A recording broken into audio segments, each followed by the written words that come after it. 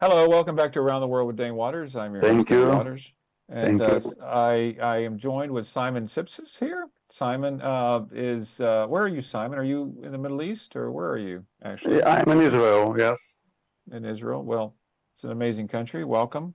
So, Simon, um, okay, let's get started. What is going on? To help us understand the new Gaza plan and what's going on, please. The plan is to conquer and basically to annexate the Gaza Strip. And I think, in my opinion, eventually making it Israeli territory. But it will be done by step, slowly. It will be process which will take approximately between 4 and 6 years. First, there is a military operation to clean up the Gaza Strip from the Hamas militants. Uh, there are a lot of mines there that also must be cleaned. All this territory will be. It is already partly demolished during this conflict for more than 1.5 years.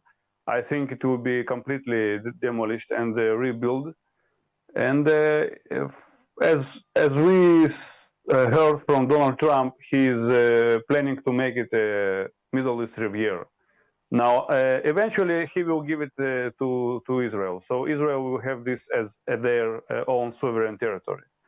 But first, the plan is which was actually voted yesterday in Israeli parliament, is to occupy absolutely total occupation of the Gaza Strip, which will begin in few days now, and eventually in few years from now, if nothing happens, if nothing drastically happens within the internal politics and state of Israel, this territory probably will be annexed and become a territory of the state of Israel. Well, as we all know, that's a huge change globally. Well, let me ask this question. Based on what they said, I mean, one of the justifications for the Netanyahu administration is that this would force the final release of the rest of the hostages. So even if the rest of the hostages, which many people say there's only like 24 still alive, but regardless of the number, even if the rest of the hostages are released, would Israel change their mind, or would they still occupy Gaza? No, this was exactly this argument for few weeks now. Serious conflict, internal struggle between the left and the right. The left is demanding to stop the operation, to release all the hostages, and to come to a deal with Hamas. And all was the main conflict was about the terms and conditions of this peace agreement. Hamas is demanding to stop completely the operation for 5 years. Now, in the chief of staff of Israeli military, they understand that after 5 years, we will have a new Hamas, and we will have once again we will have a probably even worse attack than 7th of October 2023. So now the right side, the radical right, they are pushing not to go to any agreement with Hamas, continue with the operation even if we have to pay the price of not returning the 27 or 28 hostages, probably of whom some of them are already not alive. Now, let's put it this way. You just began by saying that this decision changing the whole picture. The picture of the whole Middle East, not only the state of Israel, but the whole Middle East, was already changed in the morning of 7th of October 2023. Now, there are two states of Israel now, the Israel before the attack and the Israel after the attack. So there are already two Middle Easts now. There is a Middle East before and Middle East after. Let's analyze for a second what happened since the 7th of October and because of this event. We have the fall of Assad regime in Syria. We have Lebanon, which is at the brink of failing state. We have Yemeni Houthi, which are attacking, and we now have a U.S. military operation against the Houthis. we had two missile strikes, Iranian missile strikes on Israel and two Israeli attacks against Iran. The whole Middle East now is going through a transformation, a huge transformation. And all of this because one single event, 7th of October, the mass atrocities of the Israeli citizens, and this Middle East will never be as we know it. Listen, I agree. October 7th was heinous. I agree. I understand that. It changed the Middle East. I know a lot of people in Lebanon and Syria and Israel. I mean, I've lived in the Middle East, so I fully understand the change and what's happening. And I still think there'll be additional changes in Syria. I think there'll be changes in Iran. I think this is growing. But let's get back to the very specific thing of the Palestinians. Okay, I don't take a position on either side, so just to be very clear about that. But we still have, 1.8 million Palestinians. You're going to occupy the Gaza Strip. You're going to eventually annex it. Just out of curiosity, where are the Palestinians going to go? No country wants them. No one wants to take them. So what's going to happen? You occupy, you annex it. Where do they go? Okay, let's put it in the order. There are two Palestinians. There are two enclaves of Palestinians. Okay, it's not one single.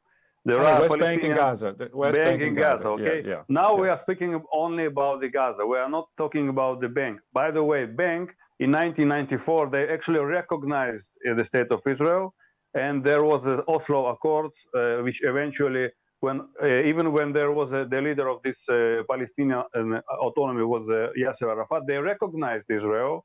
So we had some kind of a peace agreement between this side of Palestinians. But when Hamas took over the Gaza Strip, now this became the sole and the only problem with the Palestinians. Now, the second thing which must be recognized and it's very important, many people don't even realize it, that the Palestinians in the Gaza Strip, they are hostages of the Hamas. Because Hamas actually took hostage 2.5 million of Palestinians which live in Gaza Strip. They use it as a human shield. They use it against the Israeli military. They actually take men, even sometimes women, from these citizens to include it in their I understand that, Simon. Simon, I get that. I want to know. I understand all the politics of and we can really get into it if you want to, about why is there divided government between Gaza and the West Bank? We can talk about, was that orchestrated? Was it not? There's a whole host of things we can talk about. But I want to deal with the present. You talk about the past and the present. Let's deal with the present. What is going to happen to the Palestinians that are now in Gaza when they occupy it? I mean, that's a big, huge question because they're not allowed to leave. No country wants them. The agreement is to push them to the south. What's going to happen? What is the long-term plan for these Palestinians in the Gaza, not the West Bank, in the Gaza? What's the long-term plan? I understand. There are three main scenarios. One scenario is turn them into refugees, so they will run away. They already almost a third of them already ran away. They are now settled in the Sinai Peninsula on the Egyptian territory. So what is Donald Trump's plan is to negotiate with Jordan, with Egypt, with other Arab and Muslim countries to take some part of these Palestinians. It's not a big amount. Comparing to almost 11 million since the 2011, which left the Middle East, it's not a big amount. So it is a big amount. Simon, it is a big amount. I want to say this. 1.5 million people is a lot of people. And there's a lot of people. And so you just can't just say to Jordan, take them in, because that destabilizes their government. It destabilizes the Egyptian government. It destabilizes other governments. So I understand. So forget the 11 million that have left. I want to deal with the 1.5 million that are there now. Okay, so let's say Donald Trump, which is weird that he's going to negotiate on behalf of Israel, that to get rid of them. But what else happens to them? If the rest of the countries don't take them, where are they going to go? One scenario is to expel them. The second scenario is to keep things as they are. The Hamas will continue to conduct terrorist attacks with Israel against Israel. With Israel does nothing with the Gaza Strip. We take out our military, and the things stay as they are. The third option which is more the left than the right option, is to give these Palestinians, if we take their territory, we give them Israeli citizenship. So they become Israeli citizens. In this case, Israel stops to being a Jewish state. It will be a state for both people, the Palestinians and the Jewish. So this is a radical left agenda, and the radical right agenda is to expel them completely from the Gaza Strip. So where do we find the compromise? Because this has been going on since for too much. This is one. This is the most important question. This is the question which the Israeli politics are dealing with at this very moment as we speak. Who will win this struggle, the left or the right? Because for the right, if we go with the left agenda, it will be finished. I mean, there will be no more Israel. The Israel will not be a Jewish state no more. So, but the left agenda is that if we go the left agenda, we take the left agenda, there the Israeli-Palestinian conflict will end. Eventually, will end forever. Well, listen, I don't think they're going to get citizenship, because if you give the Palestinians in Gaza citizenship, then the people in the West Bank are going to want citizenship. So I just don't ever see that happening from a very practical standpoint. And I agree. It's just, but this is where, so let me ask you this question. Do you believe that the potential two-state solution is dead? That's never going to happen. No, I believe it can happen, but the only problem is how can you make a two-state solution without a territory for the second state, the Palestinian state? There is no territory. Well, you got the West Bank. You got the West Bank. The West Bank is so small that it barely holds now 1.5 million. If we add to this the 2.5 million from Gaza Strip, and if we add to this Palestinian refugees, according to the law of return, which will want to return from the whole world to their newly established Palestinian state, there will be no place to hold 8 or 9 million Palestinians. That will be a problem. It is, and I worked with Ehud Barak when he was Prime Minister of Israel. Okay, I did. I've worked in the region. I worked on the peace process there for 20-something years, 30 years now. It's a situation that I'm very well aware of. And there is one more option to make it not a two-state solution, but one state for two people solution, for two nations. Now, again, we are coming back to this scenario that the Israel will continue being a big, strong country for two people, but it won't be Jewish state. Yeah, and I can't imagine that the current government or any successive governments are going to agree to that. And I just don't see that ever happening either. As long as this government in power, everything can happen. No, I know, and it's once again, ever since the creation of the Jewish state, this has been an ongoing issue. Was it for 80 years now? Absolutely, over 80 years. 77 years. 77 years. I mean, I'm from Alabama. I can't do the math, so you have to help me with the math. Yeah, yesterday we had this Independence Day. It's 77 years, State of Israel. So but let me ask you this: would you consider? These are some tough questions. I only got a couple of minutes here. Do you believe that do you believe that every Palestinian in Gaza is Hamas? Or do you believe that Hamas and the Palestinians who live in the Gaza are separate and different? I don't think that all the citizens of Gaza Strip are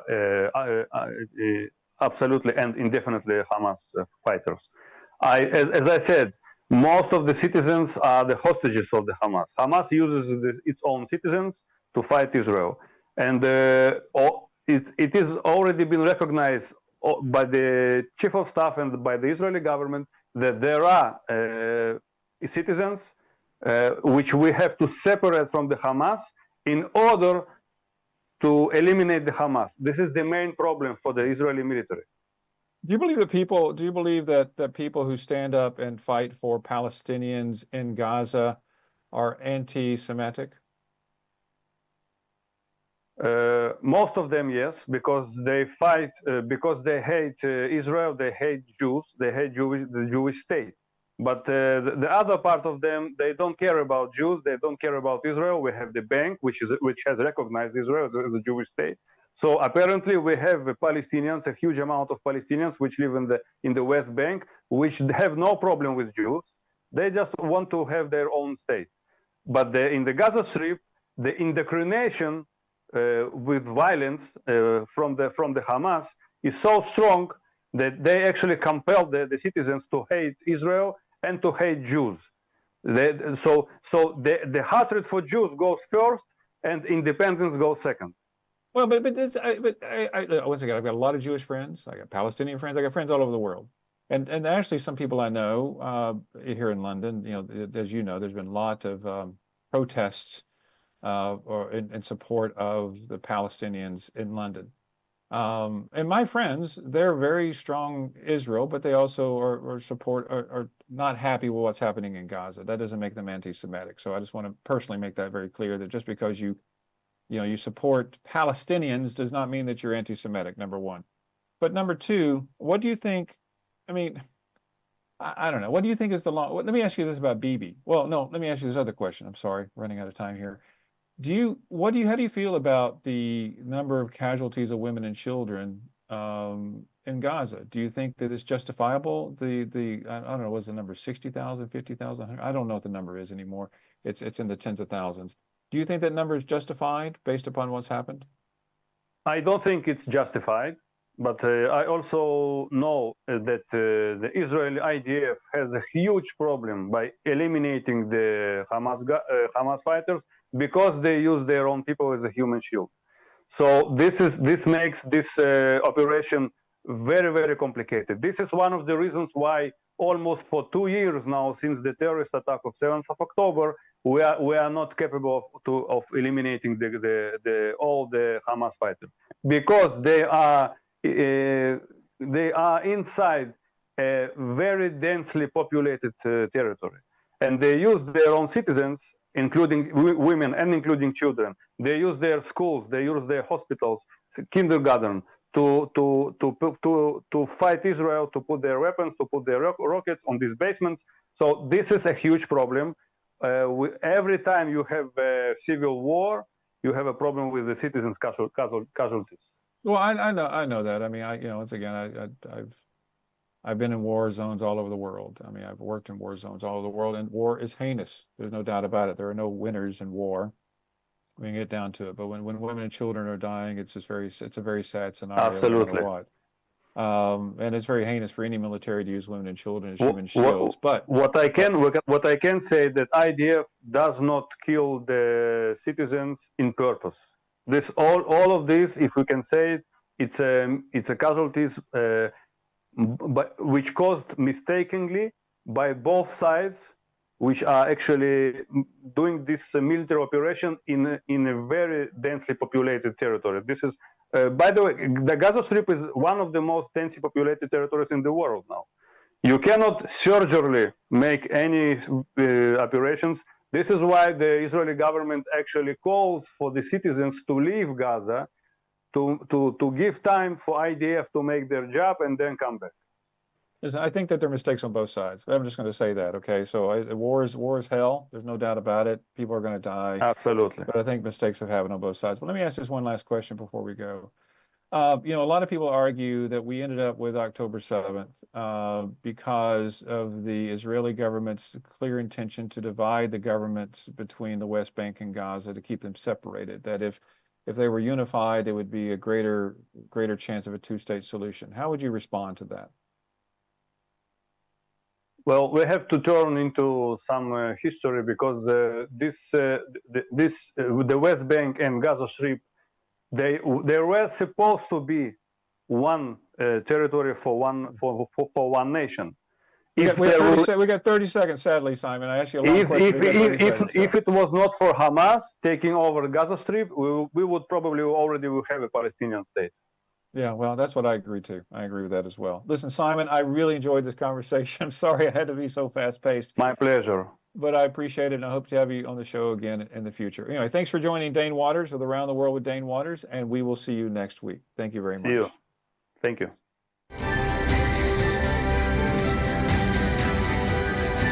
What we've always maintained is that the Nevertron, I'll bring it down to the public.